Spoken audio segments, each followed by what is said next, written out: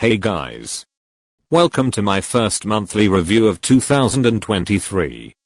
I really enjoy making these videos, so I'm excited to make them for a full year. If you're new to my channel, I organize monthly reviews like this. I include Korean comebacks from groups I stand no matter what. If a group I casually listen to has a comeback, I will only include it if I like it enough. I also have a new group spotlight at the end, which is a segment to recognize a newly debuted group or a group I've never listened to before. I have also decided to include Japanese comebacks, but only by miles, just to keep it more limited. As always, if there's a comeback I didn't include in this video, feel free to ask about it in the comments. These videos do end up being super long, because I have a lot to say about every comeback, so it's really hard for me to include all of them. That's all the introduction I have, so let's get started.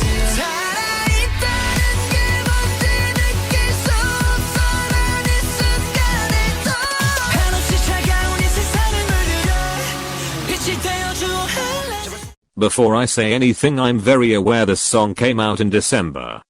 I was under the impression that this was a Japanese comeback. I don't know why, so I wasn't anticipating it at all. On first listen I was a little confused, but by the end I started tearing up. My favorite part is easily Ye Sang's lines in the pre-chorus. It gives me goosebumps every time. Normally, the more meaningful noisy boy group songs like this aren't my cup of tea, but Malaysia stuck with me very easily. It's so beautiful, but they fully committed to the noise that their songs always have, which is something I really appreciate.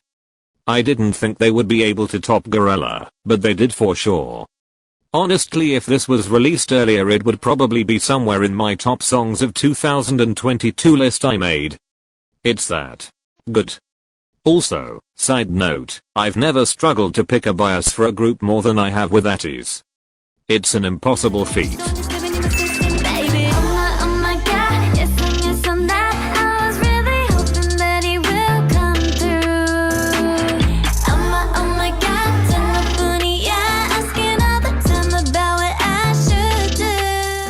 Remember in my 2023 K-pop predictions, when I said I thought OMG was gonna be Song of the Year? I think I was right. I know it's way too early to tell, but I'm obsessed with this song, maybe a little too much. And I know what you're thinking, you're just saying that it's this good, so you could be right and say it's your Song of the Year, blah blah blah. But it really comes down to the fact that New Jeans makes really good music and they did not disappoint. Every part of this song is addicting. I could probably play it for hours on end and not get bored. It's so simple, so catchy, it's just fantastic. I can't put into words how much I love this song. I really believe they'll become my favorite girl group by the end of this year. I could go on and on about how much I love them, but that's for another video, and don't worry, I'm around the same age as the members. The only reason I wouldn't give it a 10 out of 10 is because it's so early, and I'm still waiting to see if something else will beat her. It'll be really hard though, I'll tell you that.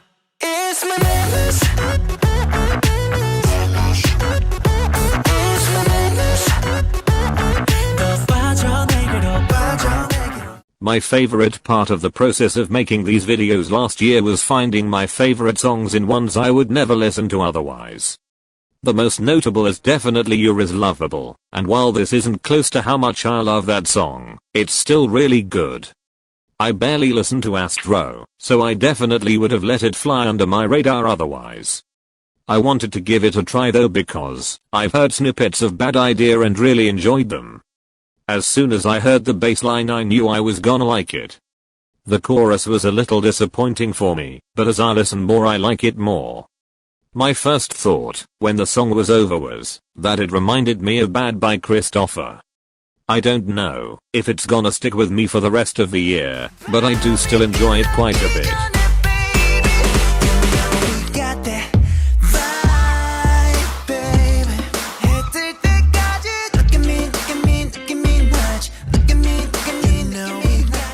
This is another song I did not expect to like as much as I do. I knew it was gonna be a huge deal, because two members from arguably the biggest groups of second and third gen collabing obviously would be, but I wasn't planning on listening to it. Then, I saw Taeyang's TikTok with Felix and Hyunjin, and loved the chorus immediately. So, naturally I listened to the whole song, and it became one of my favorite songs of the month. The vibe, see what I did there, is one that I enjoy in a lot of songs, and especially here. It's very retro, but different than the typical, kind of overdone, retro we get in K-pop. I really like Jimin's feature on the song too, their voices work very well together. The whole song is so catchy, and I definitely see myself listening to it for the rest of the year.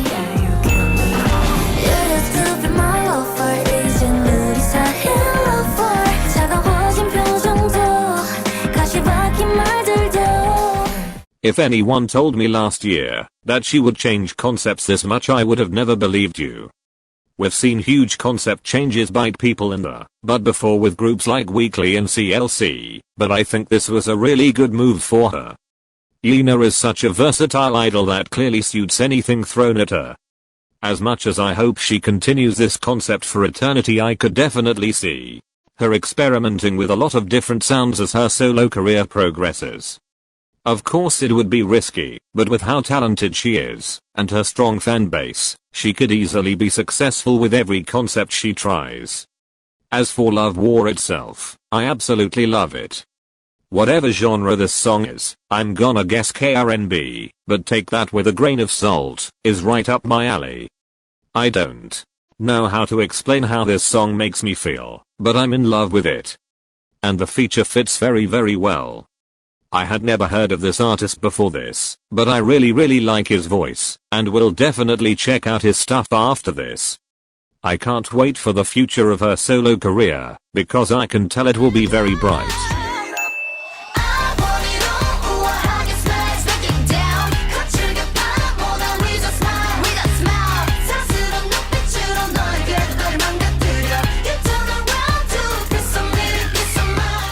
I'm very conflicted on this song. I wanna love it, and I feel like I should, but there's a lot of things about it that put me off. To start, the key change. It just feels unnecessary, especially the second time. I was incredibly thrown off first listen, but as I listen to it more and more I like the first key change a lot more. However, the one at the very end has never felt motivated, no matter how much I listen to it. Which goes into my second gripe, the length. I'm all for songs being 4 minutes long, but when every part of the song serves a purpose and makes complete sense, which isn't the case for Stamp on It. It feels messy, and once it gets to the 3-minute mark, it drags a lot.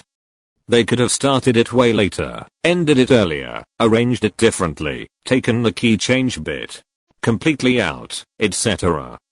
The fact that I can think of so many potential solutions puts me off the song even more. I want it to be an 8.5 or maybe even higher, but I just can't do it. However, it still gets a pretty high score, because there are redeeming parts of the song that have brought me back to it.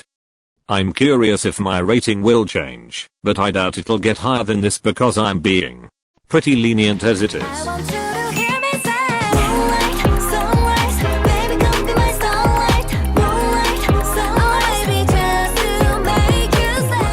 I have written 4 reviews on this song, because I can't seem to put my feelings toward it into words, or at least words that make sense. It's objectively pretty good, and I do like it. However, something in the chorus is missing, and I can't put my finger on what it is. Normally, I'm able to offer what could be different about a song for me to like it more, but in this case I have no idea what it is. I love the final chorus, and that's absolutely because of the ad-libs in the background, but the original chorus doesn't do it for me.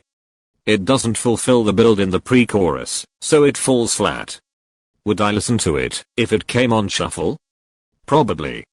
Is it on my playlist? Yes, it is. But I can't tell if that's only because it's a Twice song, or I genuinely like it enough to have it on my playlist.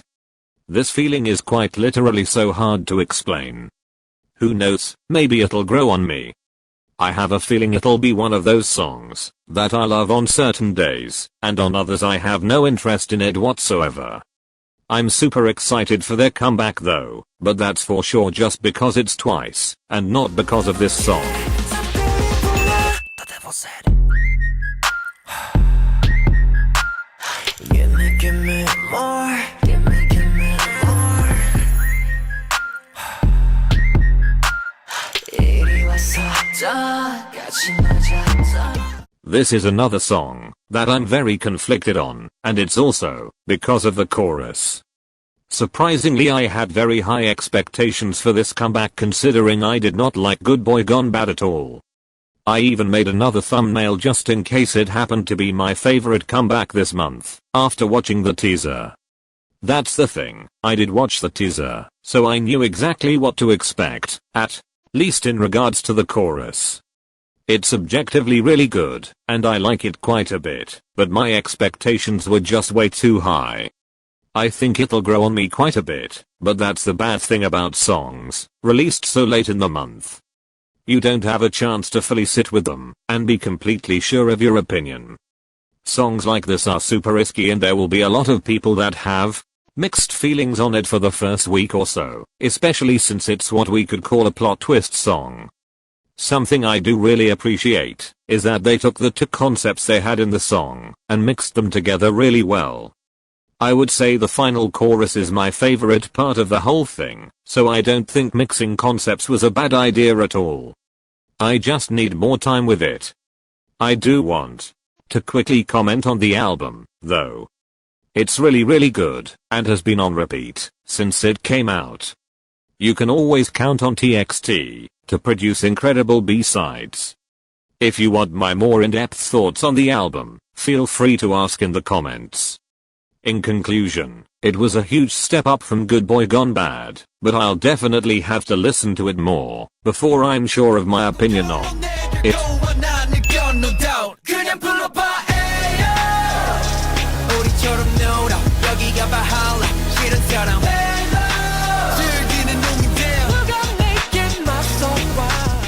I like this song a lot more than I thought I would, especially with it coming out so recently.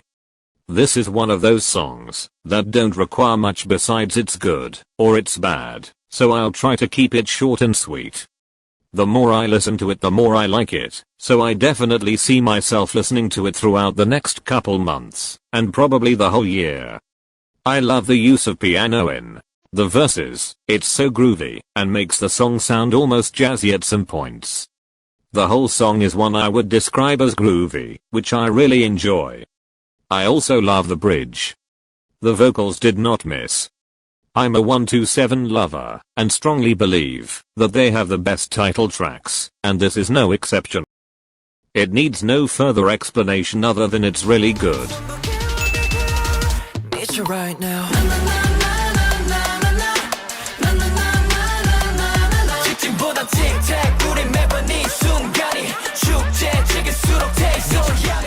Last year, there was a severe lack of newly debuted boy groups able to gain traction from Korean media and K-pop fans, and I fully expected that to be true this year as well.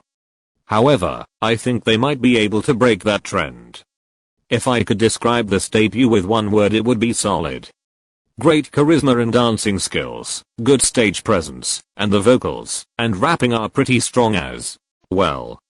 I could see a lot of boy group stans liking this group a lot. As far as the song goes, it's really catchy. After the first listen, it was stuck in my head for a while. It's memorable, but nothing too out of the box.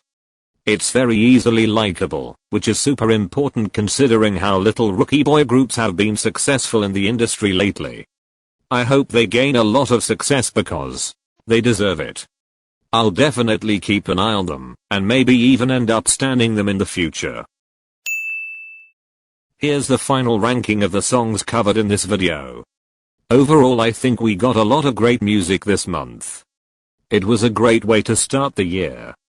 There are a lot of groups coming back next month, so subscribe if you want to be notified when I upload that review or any video. Let me know your opinions on this month's comebacks, and again, if you're curious about any I didn't cover, feel free to ask. And as always, have a great day/night and I'll see you in my next video.